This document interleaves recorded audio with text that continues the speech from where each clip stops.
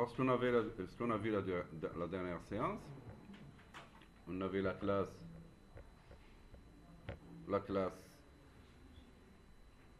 CLS client, qui était une classe abstraite pour qu'on puisse hériter de cette classe-là. On avait déclaré un identifiant public et le reste était protégé, sauf pour cette date-là. La date de création, on avait dit que au moment de l'ajout, il fallait prendre la valeur de la date système et la mettre dans cette date-là. Dans la vidéo numéro 2. Après, à l'instance de la classe, le constructeur par défaut de la classe, on a gardé la dernière date de modification. C'était ça notre stratégie, c'est de pouvoir garder la dernière valeur de la date de la dernière modification. Il faut toujours lui affecter la date où il a été modifié. Ça veut dire qu'à chaque instance, cet attribut-là, il sera rempli par la date d'aujourd'hui. Après, on a fait un constructeur pour renseigner pour le client, CLS client, et on a créé une classe client particulier qui hérite de la classe CLS client. On a construit les accesseurs ici, et après, on a fait le constructeur par défaut de la classe CLS particulier qui hérite de la classe du constructeur de la classe CLS client. Alors, comment il sait que base c'est le constructeur de la classe mère? C'est grâce à cet héritage là que vous voyez ici. On lui avait déjà dit que CLS particulier il hérite de la classe CLS client. Après, on a fait le constructeur. Quand on fait un constructeur renseigné avec l'héritage, on reprend tous les attributs de la classe mère comme ici et on lui rajoute les trois attributs ici en tant que paramètres, les trois valeurs qui est le prénom, la date de naissance et le genre, et on fait deux points base et je rajoute les autres attributs de la classe je rajoute en fait les attributs de la classe mère mais sans le type. Il faut savoir que tout ce que vous voyez ici ce sont des paramètres. Ils peuvent avoir un autre nom. Moi je fais la même chose, c'est juste pour me faciliter la vie au niveau de la programmation. Et après je ne rajoute l'affectation de ces paramètres là que pour les attributs spécifiques à la classe fille. Après, on a créé la même chose, on a fait la même chose pour CLS entreprise. Et on a une classe qui s'appelle la classe CRM qui regroupe les listes, les deux listes, la liste des clients entreprises et la liste des clients particuliers. Alors, pour créer une liste, on crée une liste statique pour qu'au moment où on instancie l'objet de la classe CRM, cette liste ne sera pas vidée, elle gardera toujours les valeurs qui étaient dedans. Alors, pour créer une liste, public statique, le mot-clé liste, le type d'objet qui seront contenus dans cette liste-là, le nom de la liste est égal à new liste de CLS particulier et j'ouvre la collade et je la ferme, je fais point virgule. Je fais la même chose pour la liste des entreprises et j'ai commencé à m'amuser un petit peu. On s'est dit la chose suivante, on a deux listes, la liste des entreprises et la liste des particuliers, et je voudrais que à chaque fois que je crée un nouveau client, qui est le client particulier ou le client entreprise, il va aller chercher tous les ID, le plus grand ID dans la liste des entreprises, et puis le plus grand ID dans la liste des particuliers. Il voit laquelle est la plus grande, il lui rajoute 1 et il me retourne un nouveau ID pour que l'identifiant des clients ne se répète pas. Bon, ici j'ai fait comme ça, je pourrais faire autrement. J'ai créé trois variables, max, max 1 et max 2. Je les ai initialisées à 0. Et après, j'ai fait une boucle for. Ici, sur les entreprises, sur la liste des entreprises, j'ai pris le plus grand dans l'algorithme du max que connaît tout le monde. Et après, je l'ai mis dans max 1. J'ai balayé un petit peu la deuxième liste qui est la liste des particuliers. Et j'ai mis la plus grande valeur dans max 2. Et après, je lui ai dit, si max 1 est supérieur à max 2, alors tu mets max 1 dans max. Tu mets max 1 dans max. Sinon, tu mets max 2 dans max. Et j'ai retourné la plus grande valeur des deux listes, des ID des deux listes, plus 1. Ça me permettra de générer un nouveau ID à chaque fois que j'en aurai besoin et qui ne se répéterait jamais. Même si je supprime, même si je modifie, la modification, on va voir, on va voir tout à l'heure, si je fais de la modification, je ne toucherai pas à l'identifiant. C'est un identifiant qui est généré, il n'est pas saisi par l'utilisateur, il n'a pas la main dessus, ce n'est pas la peine de modifier l'identifiant, mais je modifie seulement les autres informations. Si je supprime, il sera supprimé de la liste. De toute façon, moi je choisis toujours le plus grand des deux et je lui rajoute 1. Ça veut dire que il se répétera jamais. C'est une façon simple de générer un identifiant. Après, dans le bouton ajouter, c'est très simple. Je lui donne un... là, on a fait de la surcharge.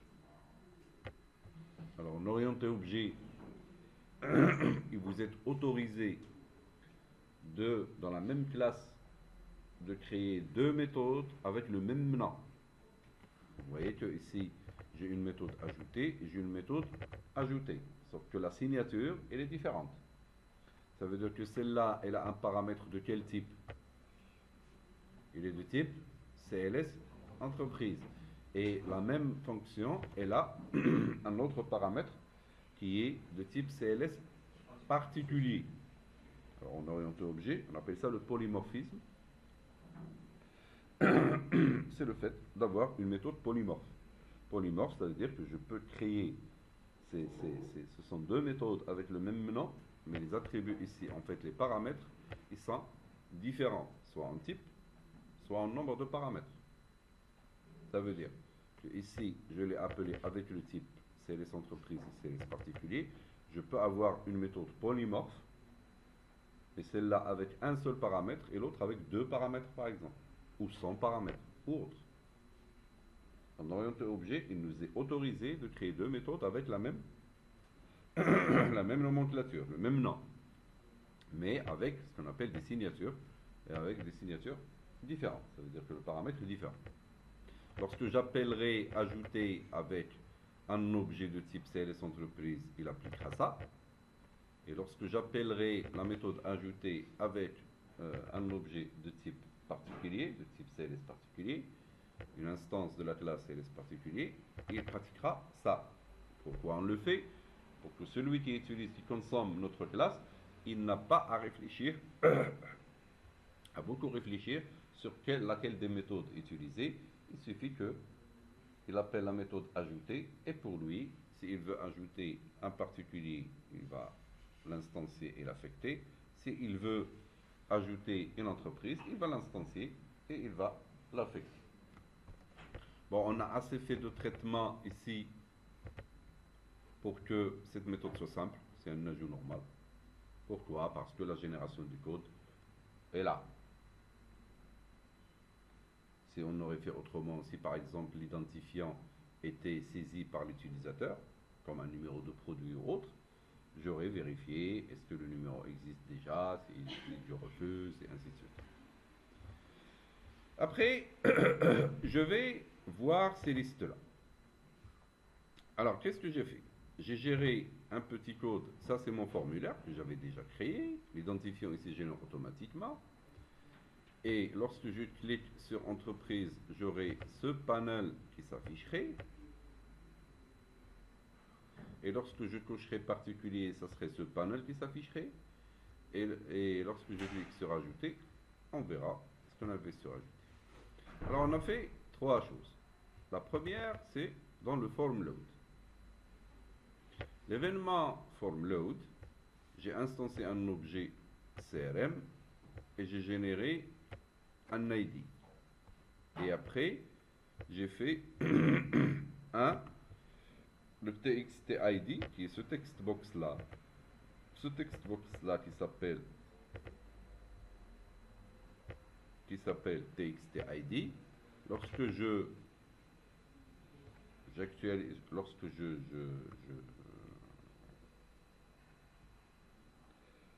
lorsque je charge ma feuille, c'est le form load, si s'affiche ma feuille, j'instancie un objet, je génère le code.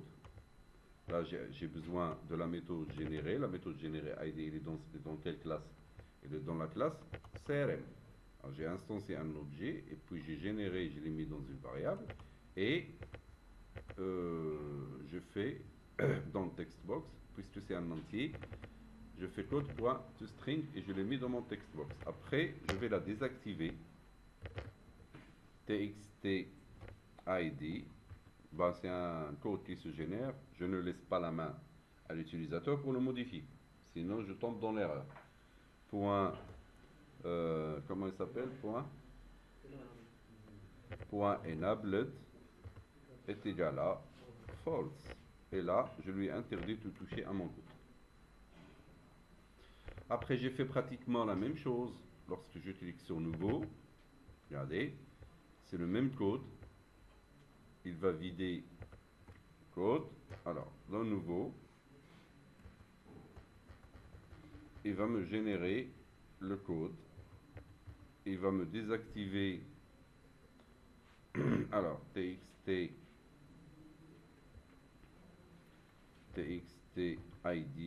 point enabled est égal à false. Après, ici, il faudrait que je vide mon formulaire. D'accord? Je vais créer une petite méthode quelque part pour vider mon formulaire parce que j'en aurai besoin à chaque fois. Je vais mettre là, juste avant la première méthode, et je vais vider mon formulaire. Alors, je vais créer une petite méthode public void vider forme, par exemple, vider forme, et je lui donne un objet, un contrôle, un contrôle F, par exemple. Qu'est-ce que je suis en train de faire? Je vais lui donner une variable de type contrôle qui peut être un formulaire, un panel, une zone de texte ou autre. Et je vais lui dire, va chercher dans ce contrôle-là, et lorsque tu tombes sur un textbox, tu le vides. Lorsque tu tombes sur un radio-bouton, tu le vides. Lorsque tu tombes sur... Qu'est-ce qu'on a ici? Alors, on a des textbox, on a des radio-boutons, on a des combo box, et on a un masquette textbox. Si vous avez vu la vidéo, la dernière vidéo, on avait construit ce formulaire de telle sorte que, qu'est-ce que j'ai aussi? J'ai aussi que des zones de texte, c'est très bien. Alors ici, j'ai des objets qui sont dans des panels. Alors voilà ce que je vais lui dire de faire. Voilà, ici. Je vais lui dire, je vais faire une boucle for each. For each. J'ouvre la parenthèse et je vais créer un type contrôle ctl in f, d'accord. J'ouvre la collade in f point controls. Alors qu'est-ce que c'est que ce controls?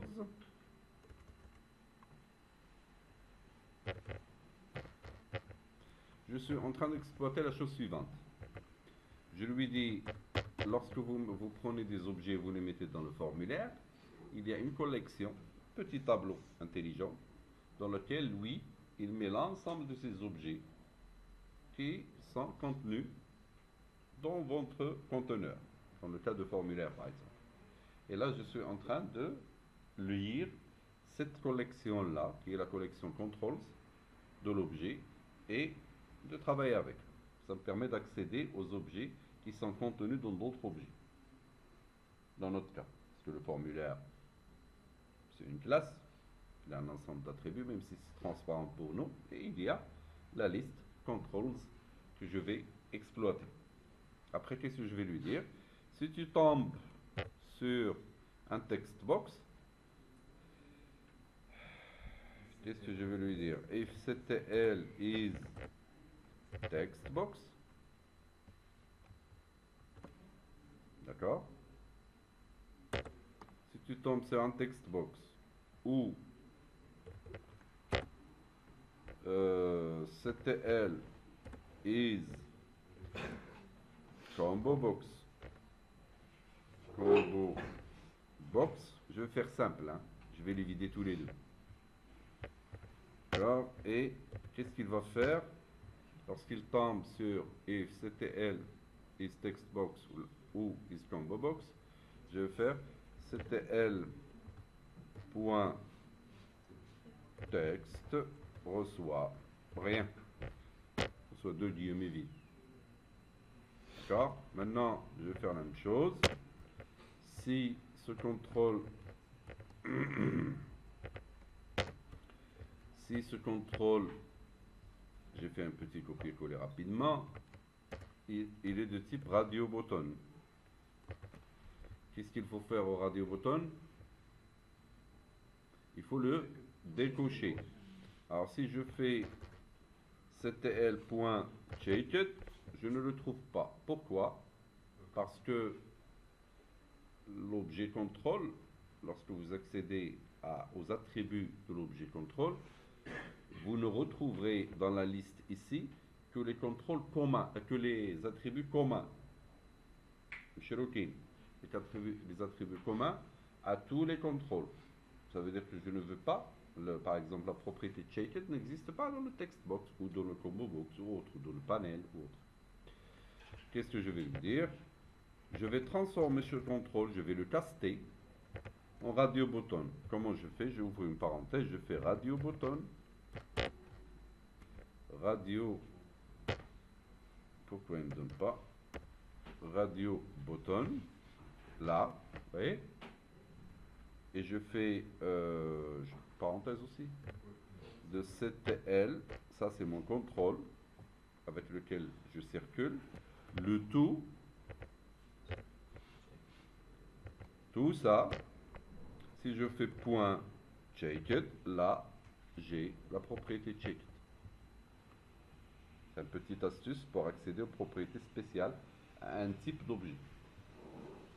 Point checked, je veux décocher, est égal à false. D'accord? Je continue. Si il tombe sur un masked text box,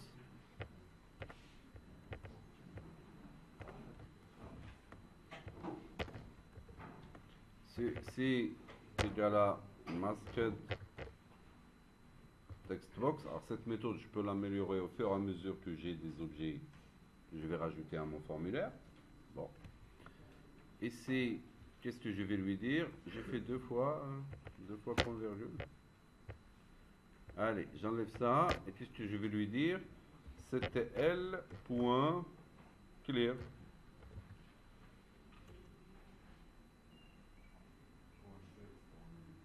Non, je ne sais pas dans le masked text box qu'est-ce que j'ai. Est-ce que j'ai une date, j'ai un numéro de téléphone ou autre? Je lui donne la main pour je n'ai pas point clear, ça veut dire que je vais la caster. Alors, parenthèse, à l'intérieur, CTRL V, masked text box. Je fais parenthèse ici, voilà, le tout, voilà, comme ça, de là à là. Là, il doit me donner la main pour point clear. Voilà, point clear. Et je fais point virgule. Alors, c'est une méthode, ça veut dire que je dois lui donner deux parenthèses. Et j'ai vidé un truc. Alors, ici, je vais lui dire si... Alors, qu'est-ce qu'il me reste? Rien. C'est les objets. Hein? Ouais. Alors, je vais exécuter.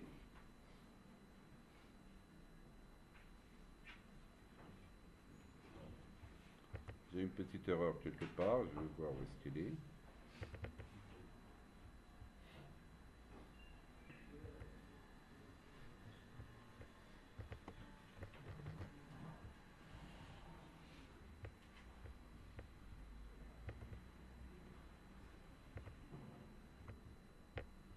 Je vais exécuter. Là, il y a la petite méthode qui me génère le premier code. Il a trouvé que les deux listes sont vides. Il m'a généré un premier. Et je vais mettre n'importe quoi ici. Je fais entreprise. Je coche. Et je fais nouveau. Pourquoi il ne les a pas vidés? Parce que mes objets sont dans des panels. Ces objets-là que je viens de créer, ils sont dans des panels. Ma méthode n'arrive pas à les atteindre. Elle n'arrive pas à les atteindre. Lui, il cherche que dans... non, mais j'ai rien fait, moi. Attendez. Dans nouveau, je fais... dans nouveau, je fais... J'appelle videform de quoi? This. C'est ça? This, ça veut dire formulaire courant. Parce que ça, le formulaire, c'est une classe. Je peux l'appeler avec le nom du formulaire direct. Je vais y aller, mais il va pas le vider quand même. Regardez. Regardez.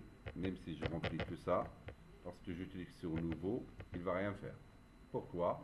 Parce que moi j'ai mis ces textbox là, ces objets là dans un panel, et j'ai mis les autres dans d'autres panels. Alors je vais lui dire que lorsque tu cherches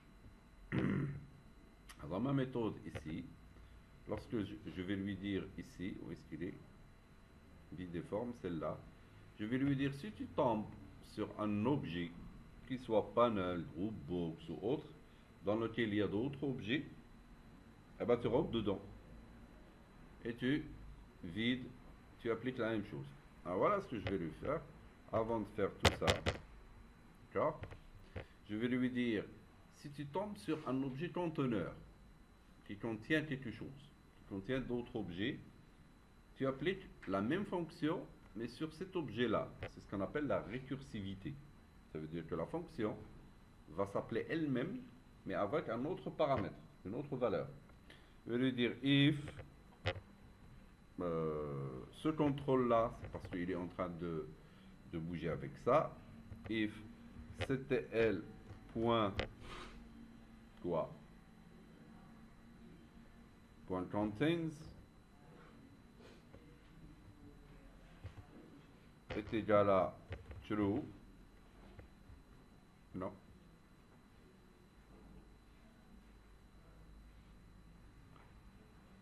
Point contains, quoi? Récupère la valeur indiquant si le contrôle spécifié est un enfant, là. ctl point controls point count. Hein? Il est supérieur à 0. Ça veut dire qu'il y a quelque chose dedans. Ah. Si je lui dis c'était elle qui est le contrôle, s'il tombe sur un panel, et il trouve dans le panel des objets, le ctl.controls.count, hein, il sera supérieur à 0, ça veut dire qu'il y a quelque chose dedans. D'accord? Je vais lui dire la chose suivante.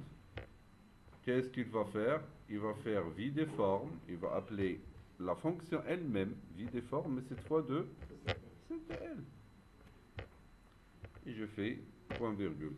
C'est une fonction récursive. une fonction récursive, c'est une fonction qui s'appelle elle-même, comme on avait fait avant dans les cas de factoriel ou autre, qui me permettait de rappeler le même nom de la méthode, mais cette fois avec d'autres paramètres. Alors qu'est-ce que je lui ai dit?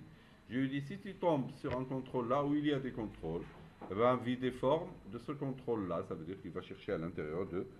S'il tombe sur un panel, il va chercher à l'intérieur du panel. S'il tombe sur un group box, il va chercher dans le group box, et ainsi de suite. Exécute pour voir est-ce que ça marche. Je vais vider ça, il me le vide. Mais j'ai un petit souci. Lequel? Hein? L'ID, il est vidé. Il est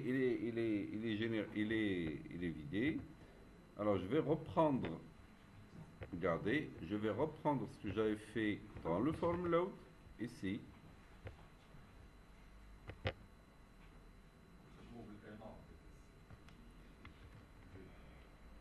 Moi, je ne cours pas le risque. Je vais faire ce que j'ai fait ici. Après avoir terminé... Pourquoi il fait ça? Non, non, je l'ai déjà fait. Alors, je reprends cette partie-là. Je l'ai déjà écrit. Et je la mets en bas. Ça veut dire qu'il vide, puis il génère. Ça marche? J'exécute. J'écris des choses. Je fais nouveau. Pour l'utilisateur, c'est transparent ce que j'ai fait. En fait, j'ai vidé le tout, j'ai régénéré le code et je l'ai affecté à la valeur de... Pourquoi je ne voulais pas le mettre à l'intérieur de la méthode videform? Ça ne sert pas à grand chose. C'est un cas spécial de génération de code. Je le laisse dans l'événement du clic du bouton nouveau. Bien. J'ai fini avec mon bouton nouveau qui marche. Maintenant, je vais envoyer un petit focus sur TXT. Comment il s'appelle là-dedans? Non, c'est ça. Je vais aller ici dans TXT. Non. Je vais lui donner le focus. Point focus. Je crois que j'ai besoin de ça. Point virgule. Point focus, ça veut dire que le curseur, il va aller vers la zone de texte pour que je puisse continuer à travailler. Bien. Maintenant, tout ça est très bien.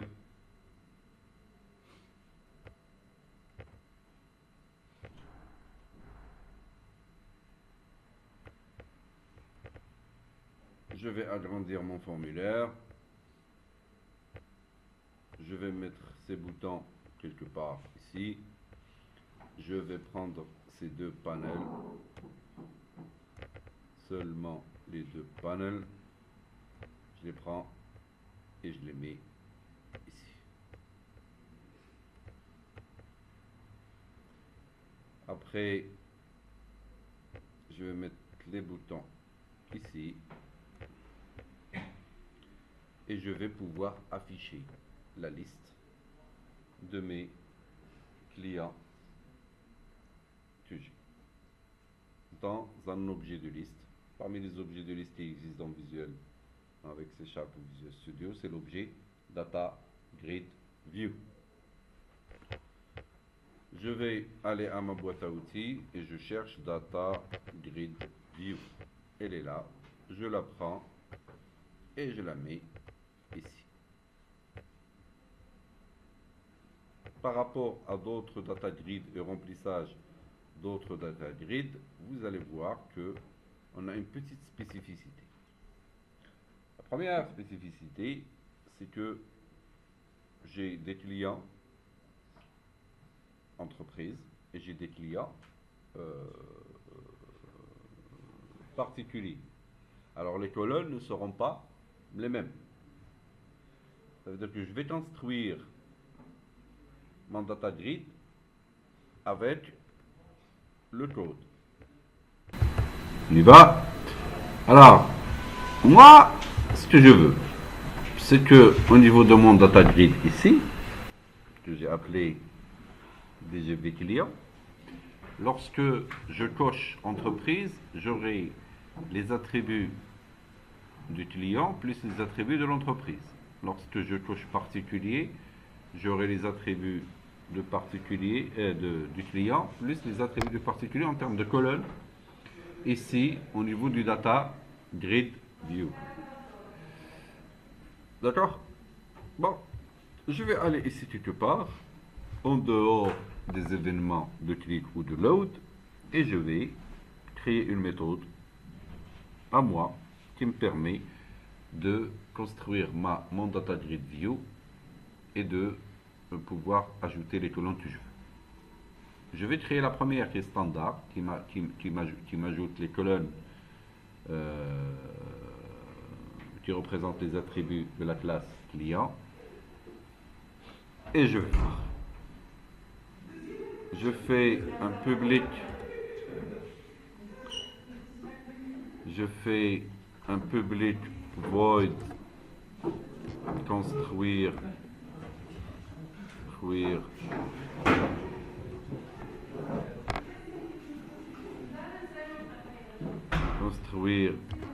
grid.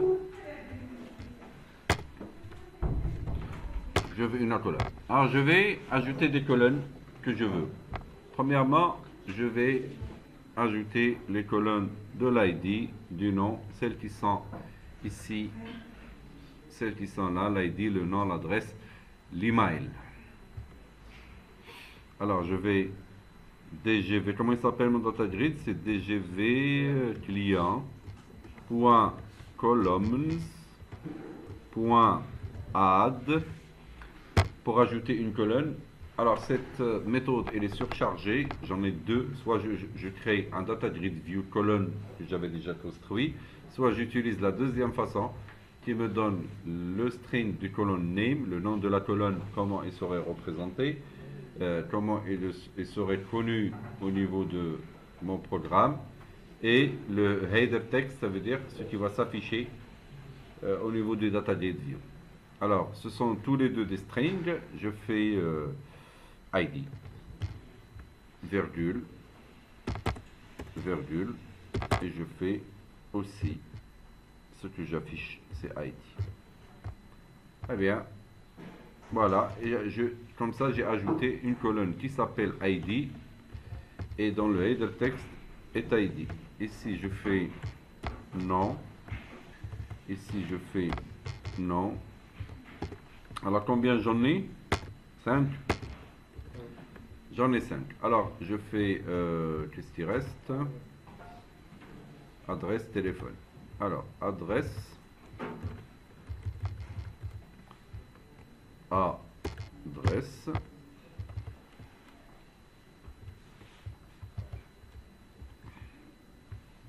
j'ai fait une bêtise.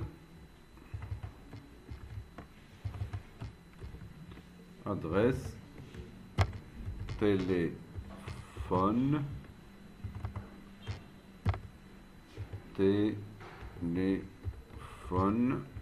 ici quoi?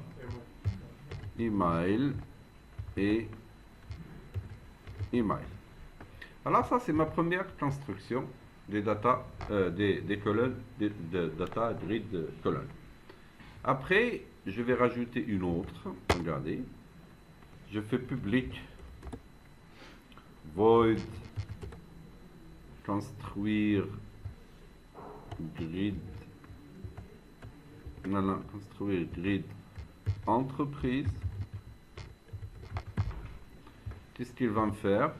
Il va me mettre ces colonnes là plus les colonnes spécifiques à l'entreprise. Je vais faire comme ça. Alors, je vais appeler cette méthode-là pour qu'il fasse son travail. À l'intérieur, je vais appeler cette méthode pour qu'il fasse ces instructions-là. Et après, je rajoute les colonnes.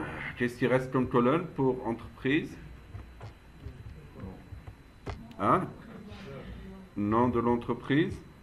Je fais nom entreprise.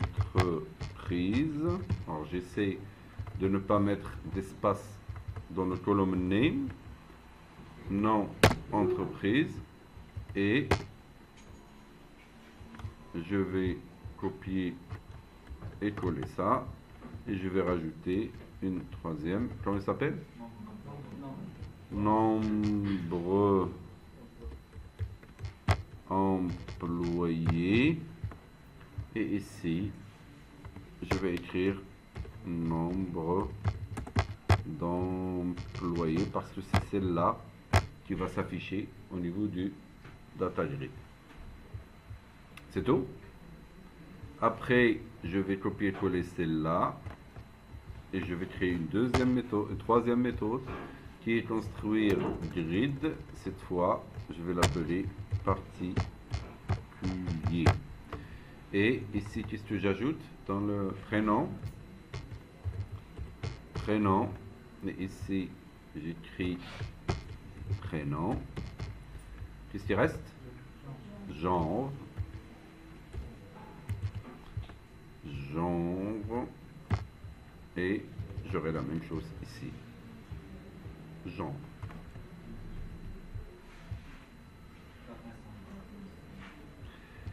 Je rajoute une date de naissance.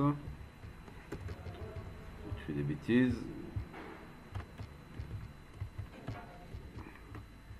Colonne, date, naissance. Et ici, date de naissance. Voilà. Alors voilà ce que je vais faire. Je vais aller ici. D'accord? Et lorsque je coche celle-là,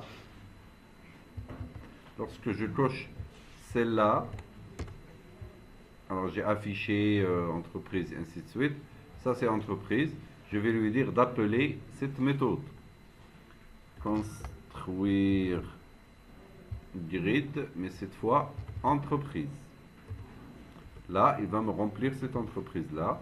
Et lorsque je cocherai celle-là, je vais lui dire construire grid particulier. Hop, et je fais. J'ai oublié une chose, c'est que à force de cocher, décocher, j'aurai des colonnes qui vont se rajouter. Alors ce que je vais faire, je vais le faire au niveau de construire grid. Je vais lui dire dgv client.columns.clear pour vider, supprimer toutes les colonnes avant de les rajouter. Clair? Je reconstruis ma grid à chaque fois que je veux. Maintenant, construire une grid, c'est très bien, mais j'aurais besoin de la remplir. J'aurais besoin de la remplir. Alors, ce que je vais faire, c'est que, à part construire grid, je vais dire, je vais créer une méthode pour remplir la grid. Alors, public, void, remplir grid, entreprise. Ça marche.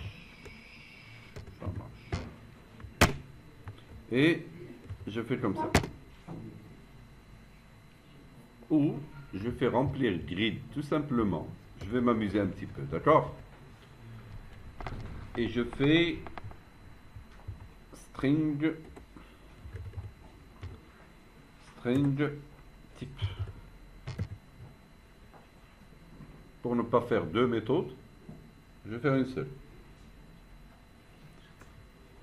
Je vais lui dire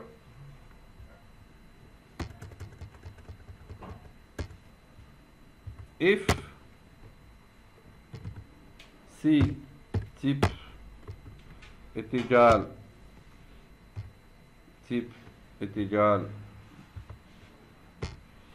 à particulier, P par exemple, Je vais même, bon, je vais décider. C est égal à P. J'ouvre la collab et je la fais. Il est particulier. Qu'est-ce que je dois faire? Je dois lire la liste des particuliers. Je vais ouvrir for. Alors, on fait du for ou du for each?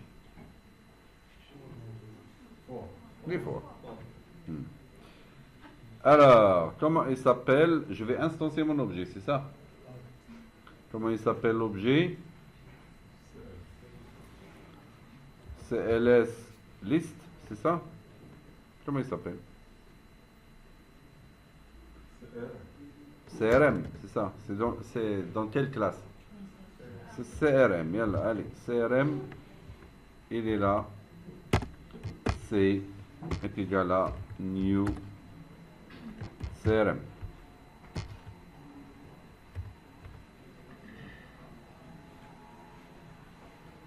J'ai même pas besoin d'instancer. Hein. CRM. Pourquoi je fais ça? C'est une liste statique, je peux accéder par la classe. Je n'ai pas besoin d'instancier. For. Je vais lui dire la chose suivante.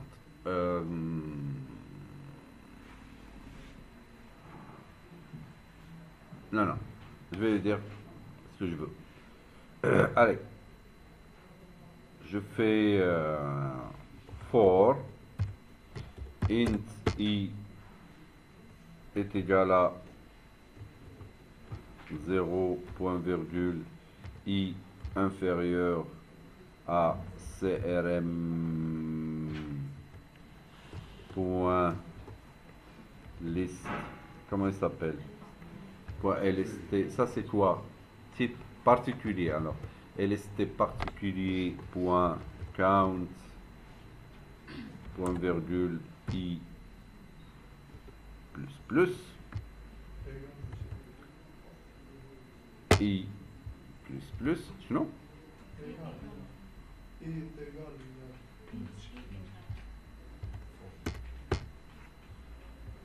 égal à 0 et j'ouvre la parenthèse et je rentre dedans. Allez, qu'est-ce que je vais lui dire?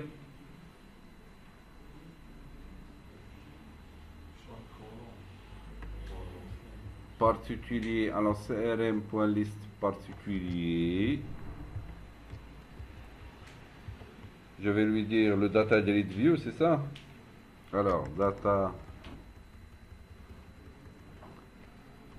dgv client.rose, c'est ça? Je vais ajouter une ligne. Point rose. Là, je dois ajouter une ligne avant, non? Non? Point add.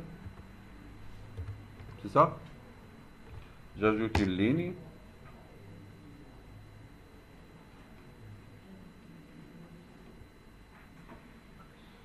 Et pour ajouter une ligne à partir de la liste, qu'est-ce que je fais? C'est ça. Et je vais lui dire dgv client.rose de I, je pense, point cells, la cellule 0, point cells de 0, point value, reçoit, LST particulier, là on va voir si ça marche, de I, point ID. Alors, je vais tester avec ça. Si ça marche, ça veut dire que tout va bien.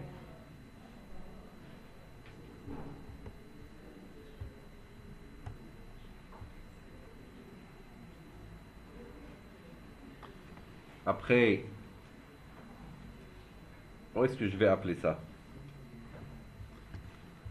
Je vais appeler ça sur ajouter. après avoir ajouté et tout.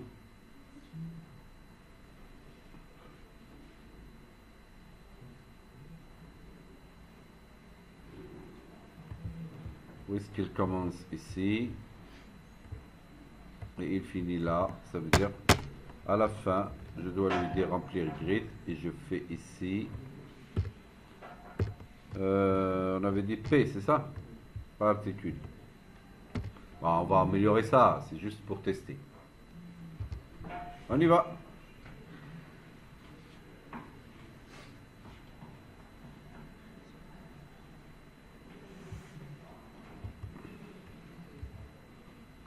Je fais de la donnée ici, de la donnée là, de la donnée là, particulier. Je fais de la donnée ici, genre, je fais ce que je veux. Ici,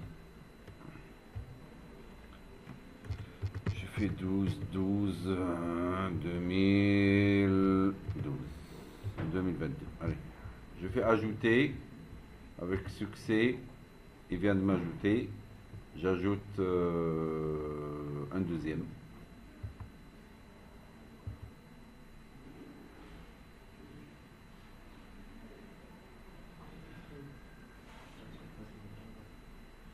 Ça marche.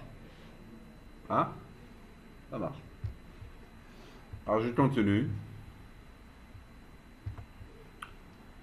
Je vais revenir sur ça. Où est-ce qu'il est? Comment il s'appelle? Remplir grid. Et je vais faire CTRL-C, CTRL-V, CTRL-V, CTRL-V, CTRL-V. Combien il y en a? Plus particulier, ça fait 7. Voilà. Point celle de 0, de 1, c'est point quoi?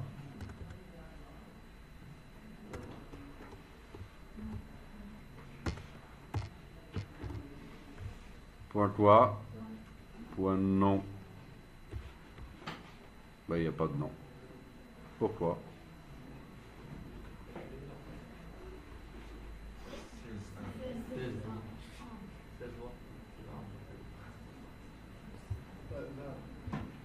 Ça n'a rien à voir.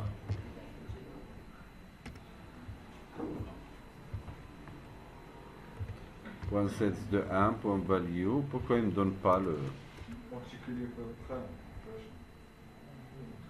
Mais elle doit hériter.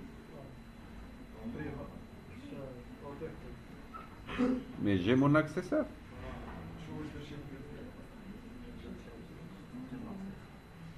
Je dois avoir mon accesseur. J'ai un problème. Je reviens sur ma classe. Est-ce que j'ai des accesseurs pour le particulier? Non.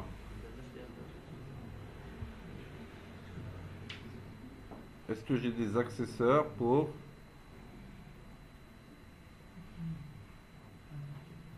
Ah. Elles sont protected.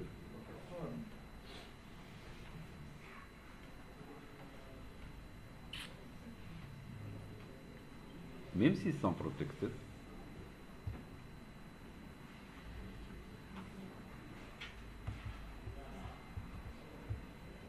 Alors là, j'ai un souci. C'est que les attributs sont privés.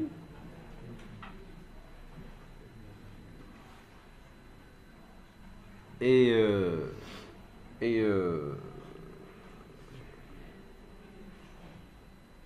les accesseurs, les getter et les setters sont protected. Ça veut dire que je n'arrive pas à lire. Quelle est la solution?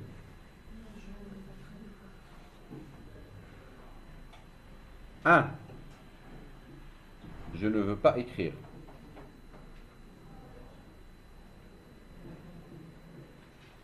Je ne dois pas permettre l'écriture directe. Voilà ce que je vais faire. Regardez. Je vais essayer un truc. Je vais mettre celui-là protected. Tous les attributs sont protected.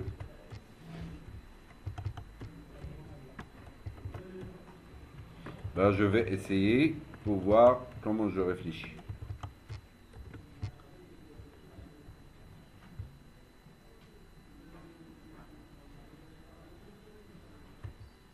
Et je vais faire la chose suivante. Je vais mettre les accesseurs. Vous me suivez? Public.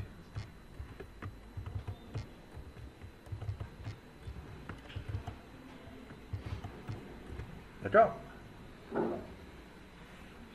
Mais je vais les laisser seulement en lecture. Regardez. Je ne vais pas faire de setter.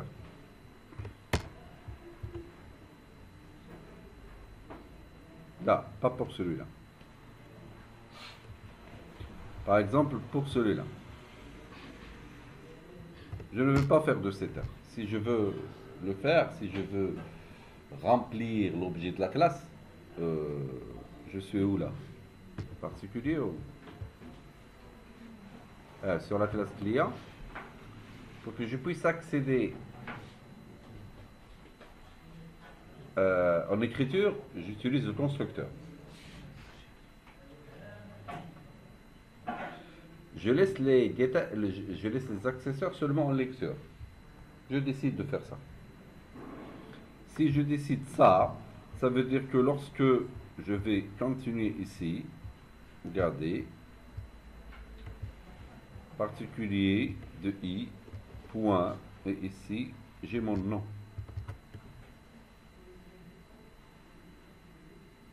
Le danger, c'est quoi? C'est de pouvoir écrire dessus. C'est ça le danger. J'enlève, moi, le setter de mes accesseurs. Je ne laisse que les getters. Allez, j'enlève ça. Et après, je vais voir. J'enlève les setters pour ne pas avoir le danger de remplir directement un objet client alors que je ne peux utiliser que les objets entreprises et particuliers.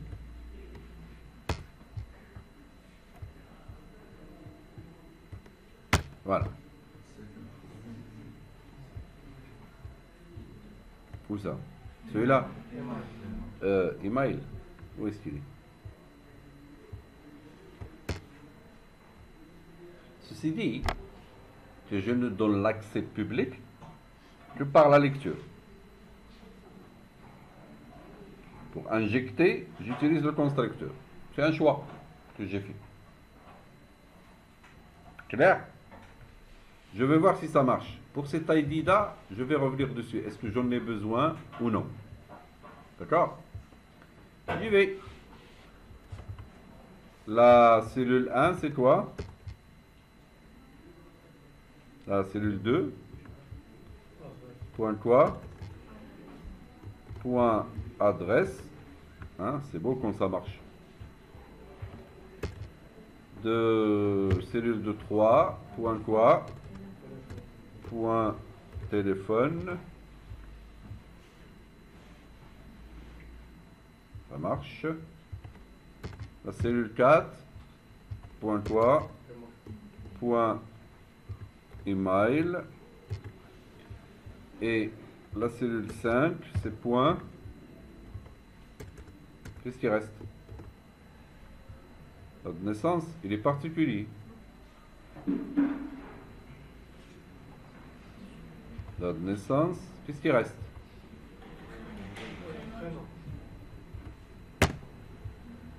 Oh là là. Il faudrait que je retape tout ça.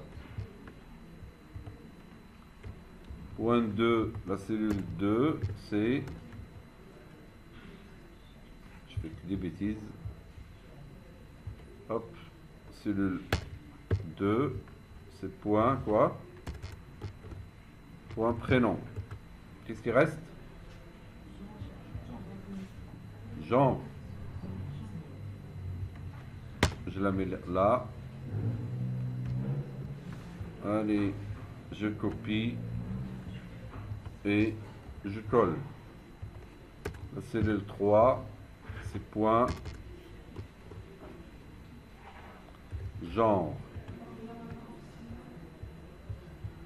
La cellule 4, 1, 2, 3, celle-là, c'est la 4, celle-là, c'est la 5, celle-là, c'est la 6, et celle-là, c'est la 7. Mais avant de faire ça, il faudrait que je vide le data grid view.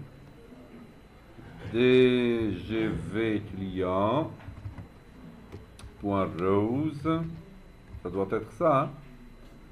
Point rows point clear. Hein? Il est beau ce clear. Ok, je construis et je vois qu'est-ce que ça donne.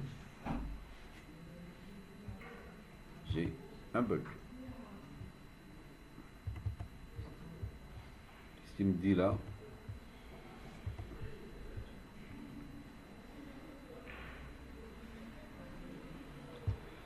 Alors, pourquoi il m'a fait ça? Hein? C'est à cause du setup. Ben, je vais utiliser les attributs directs. Ça marche?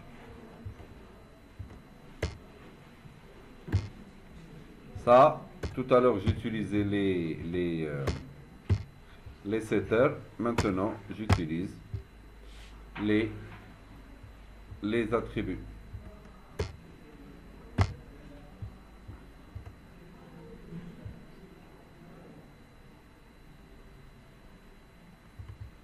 On s'en fout.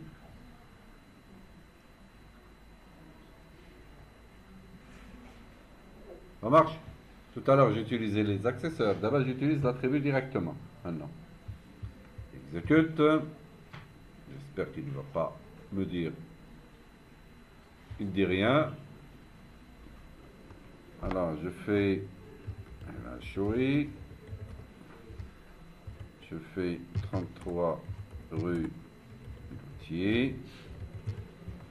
Je fais téléphone 06 63 44 55 66. Je fais samirjob@gmail.com. Il est de type particulier. Son prénom c'est Samir. Son genre il est masculin. Et 5 12 1971. Ça marche pas. 05 12 1971. Je vais l'ajouter avec succès. Il m'affiche. Je clique, il va générer un deuxième et il va l'ajouter. Parce que je ne fais. Qu'est-ce que j'ai? J'ai genre, prénom, ça ne se remplit pas. C'est tout. C'est ce qu'il y a ici. Allez, on y va. Qu'est-ce qu'il a le prénom?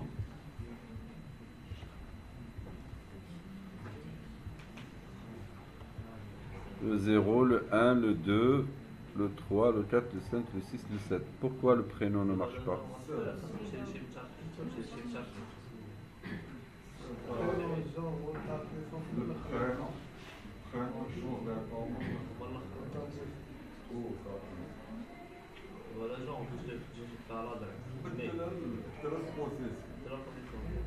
Quelle position?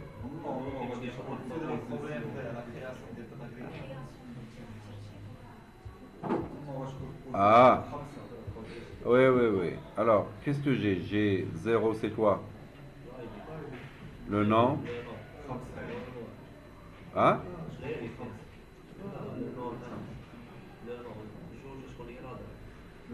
Le 1, il y a quoi? Le 2, l'adresse. C'est parce que c'est dans l'ordre avec la construction du data grid, c'est ça? Point adresse. Vas-y. Le 3. Téléphone. Encore. Le 4.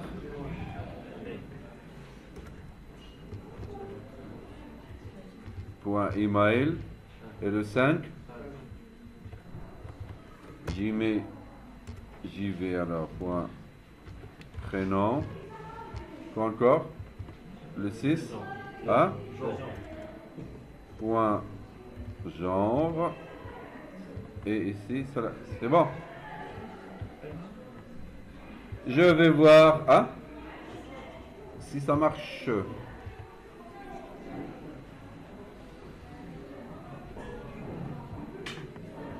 Alors, je fais du n'importe quoi.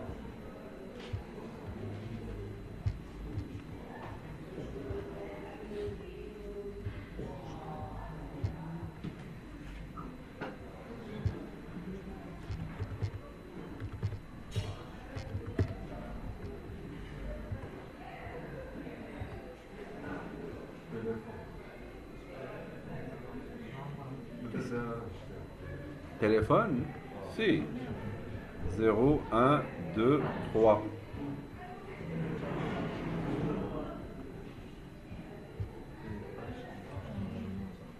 Qu'est-ce que j'ai mis dans le 3?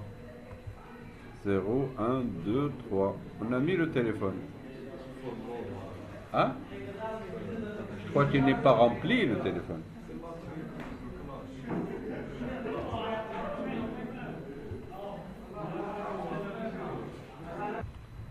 Alors, on a pu ajouter des lignes dans la grille. Maintenant, si je veux... Où est-ce que je suis là? Sign. On était où? On était sur ça. Remplir grille de type si et les P, on fait ça. Si le type est E, c'est ça? CTRL C. Si le type est E, qu'est-ce que je fais? Je fais le reste. Qu'est-ce qui reste? Email. Et après, la colonne 5, c'est?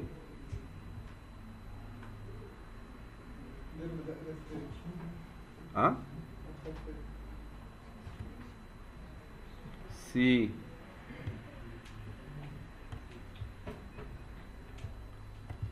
elle est égale à E, qu'est-ce que je fais? Le nom, le prénom, l'adresse, téléphone, email. Et qu'est-ce que je rajoute? La colonne qui suit. Je vais voir construire grid. Où est-ce qu'il est, construire grid? Nom entreprise et nombre d'employés. Allez.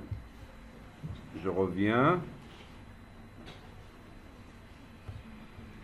La 5, je fais point quoi?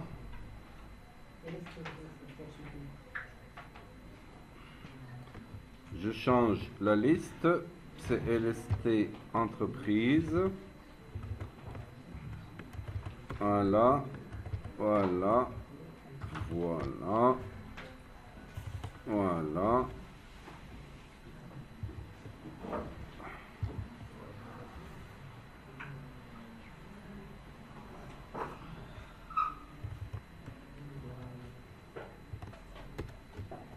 Point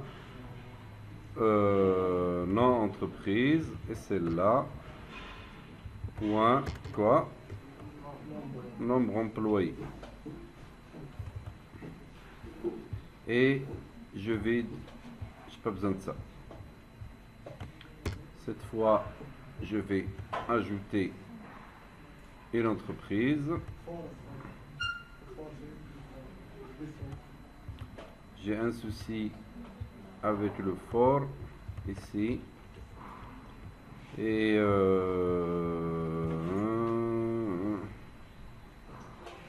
ça c'est pour le row. Et ça c'est pour là. Voilà.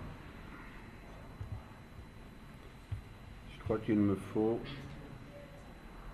une... Qu'est-ce qui se passe?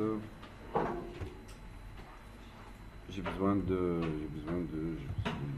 Alors, celle-là, elle se termine où? Bah, j'en ai pas. Je dois faire message, je crois. Voilà. Et j'exécute. Cette fois, je vais remplir une entreprise pour voir ce que je peux faire. Alors, je fais A, B, C, D, E, et je mets un chiffre ici. Je fais ajouter avec succès. Et je n'ai pas pu remplir la grille au niveau du clic sur le bouton ajouter. Je lui ai dit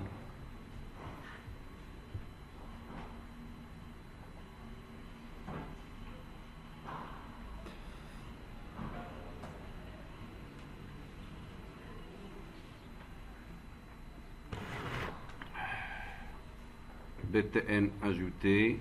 Si c'est entreprise qui est checked point ceci, je vais faire l'ajout. Je fais ajouter. Et après, je fais remplir grid XC lorsque c'est particulier ici. Et là, je fais remplir grid ici, mais cette fois de E. On y va.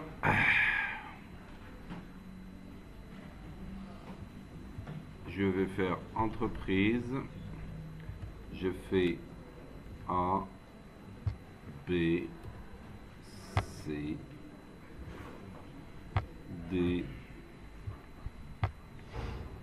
E, et je fais un ici et je fais ajouter. Il ne m'affiche pas. Pourquoi?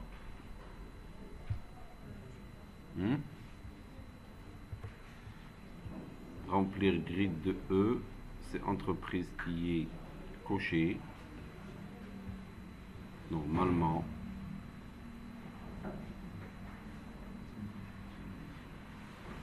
Normalement, tout va bien.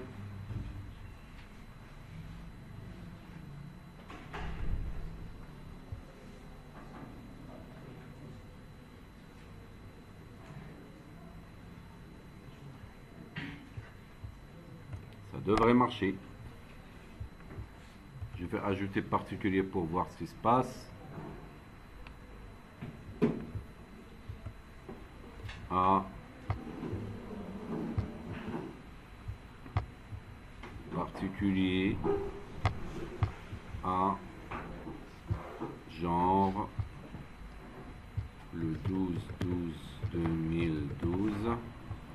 Je fais ajouter et l'ajoute. Lorsque je coche ça, je mets ici un chiffre.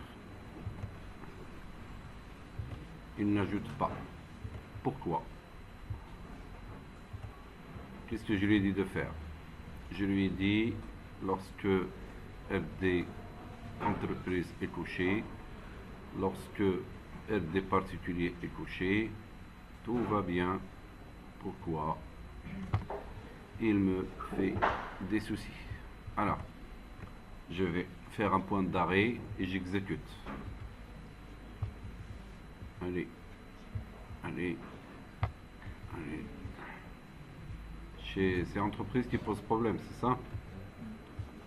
Et je fais 1, je fais ajouter. Il n'est même pas rentré dedans. Why?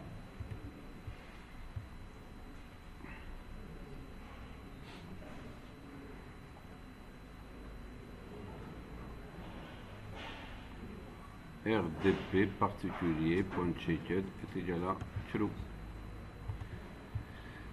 Qu'est-ce qui se passe? Je fais un point d'arrêt ici et je rentre.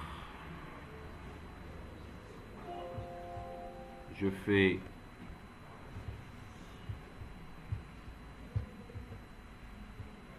là, je remplis ça, je fais entreprise, je fais raison sociale, je fais 1, je clique sur ajouter et je suis. Il vient d'instancier. Là, c'est toujours RDB entreprise qui est coché. Pourquoi? Ça, c'est quoi? Il est rentré dedans.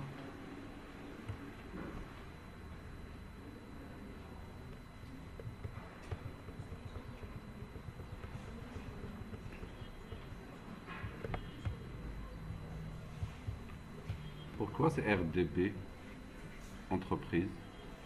Pourquoi elle rentre?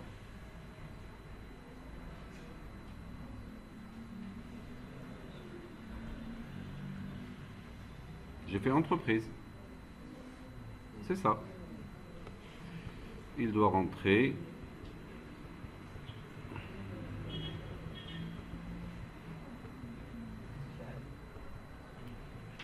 Raison sociale, il l'a rempli. Effectif, il l'a rempli. Ajouter. Après, il m'affiche.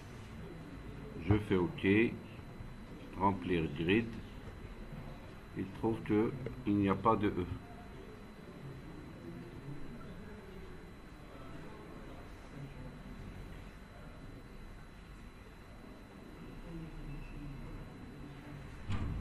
Ah,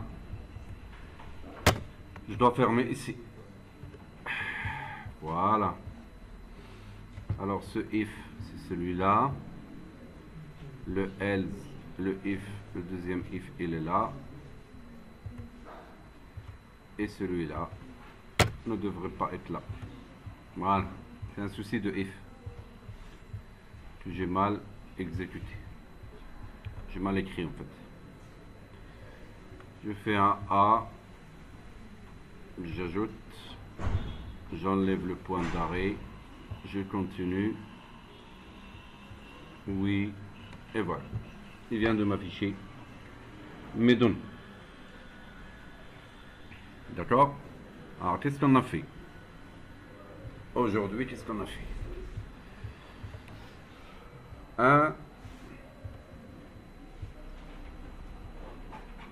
Au niveau de la classe. Au niveau de la classe,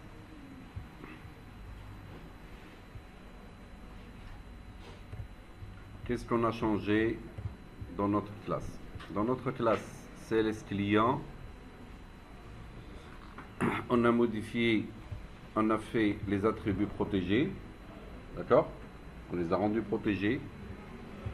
Les getters et les setters, ici les accesseurs, je les ai rendus publics, mais ces informations-là, j'ai enlevé l'accès en écriture. Ça veut dire que je n'ai laissé dans mon accesseur que le getter. Ça veut dire qu'il ne peut que lire. Pourquoi? Pour protéger, puisque c'est des informations qui sont protégées, et ils ont été protégés pour des raisons d'héritage. Ça veut dire qu'ils ne doivent être utilisés directement en termes l'attribut celui-là. Il ne peut être affecté directement qu'à l'intérieur de la classe elle-même ou de la classe qui hérite de cette classe-là. Mais lorsque j'ai voulu lire les données de la liste c'est un objet de type employé ou de type entreprise qui hérite de la classe client. Je n'arrivais pas à accéder à l'attribut, aux attributs nom, adresse, téléphone et email. Je suis revenu dessus, j'ai rendu les accesseurs publics, mais je les ai mis seulement en lecture. Ça veut dire que je n'ai laissé que les getters. Si je veux accéder en écriture à ces attributs-là, j'utilise seulement les constructeurs que j'avais déjà fait, les constructeurs d'initialisation. Ça marche? Tout ça à cause de quoi? À cause du data grid view que je voulais afficher les données de la liste. Alors, vous revenez sur ça et vous remettez vous enlevez les setters. Après,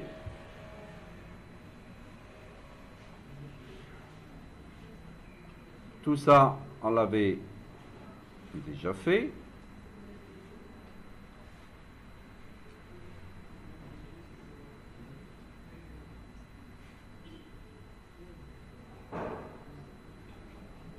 On avait ajouté, on avait créé deux méthodes avec le même nom, avec une surcharge. Et chacune, elle ajoute un type d'objet. Après, nous sommes revenus sur ce formulaire-là. On a créé une grid et on a créé les méthodes suivantes. On va remonter. La première, ici, qui vide le formulaire. On a fait le for each control in f.control et on a fait la récursivité ici. Je lui ai dit si le contrôle il contient d'autres contrôles, tu l'appelles mais avec ce contrôle lui-même. Sinon, je lui ai dit s'il trouve un combo box, il le vide, un radio button, il le décoche, un masked box, il le vide. On a fait une petite méthode construire grid qui ajoute des colonnes de la classe CLS client qui correspondent à la classe CLS client. Une deuxième construire grid entreprise, mais cette fois j'ai appelé construire grid et j'ai rajouté deux colonnes correspondant à l'entreprise. La troisième méthode, j'ai appelé celle-là et j'ai reconstruit les trois colonnes correspondant au client particulier. Après, remplir grid, qu'est-ce que j'ai fait? Je lui ai donné un type. S'il trouve que c'est égal à P, il me remplit la data grid à partir de la liste des particuliers. Et si il tombe sur E, il remplit la grid à la base des colonnes qui ont été construites. Et j'ai jonglé entre les deux lorsque je coche et ainsi de suite. Lorsque je coche entreprise, il va me reconstruire la grille de l'entreprise, il va afficher les formulaires. Lorsque je coche celui de particulier, il reconstruit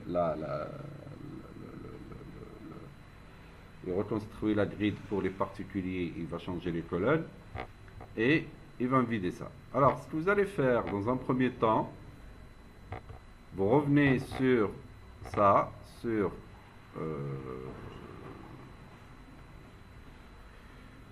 vous revenez sur la classe. Où est-ce qu'il est la classe client? Vous revenez sur la classe client, vous remettez ces attributs-là protégés et vous enlevez les setters. D'accord? Pour les gens qui voient la vidéo, vous pouvez arrêter la vidéo à ce niveau-là jusqu'à ce que vous finissiez ce travail. Et après, on va revenir sur les méthodes UI, ça veut dire les méthodes qui gèrent le formulaire, pour y aller. Allez-y. Alors, lorsque vous aurez fini ça, vous allez sur le formulaire. Derrière le formulaire, vous créez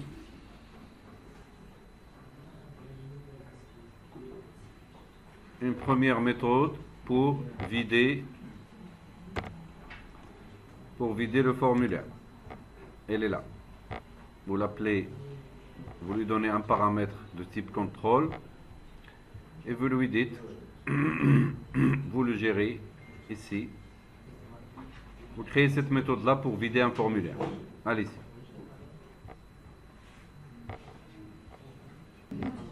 Après, dans la continuité, pour le mask test box, et on va attaquer la construction de la grille. Ça, c'est pour ajouter les colonnes. Ça, c'est pour enlever toutes les colonnes. Pour ajouter les colonnes de base et puis les colonnes spécifiques à l'entreprise dans une autre fonction qui appelle qui appelle la même fonction construire grid et qui continue là-dessus. Bien avant, bien sûr, vous allez ajouter dans le formulaire la grille qui s'appelle DGV client. Après, vous rajoutez les deux méthodes pour la reconstruction des deux grids. Construire grid particulier. Et vous passez à l'affichage. Je vous laisse le code comme ça. Si vous voulez le reprendre, voilà, comme ça. Après, vous allez faire la deuxième condition, si c'est le type est égal à ceci.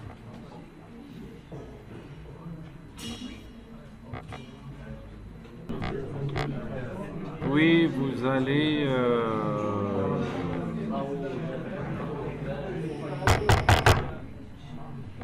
allez sur ajouter et vous gérez ça, ce code-là, pour pouvoir ajouter. Voilà.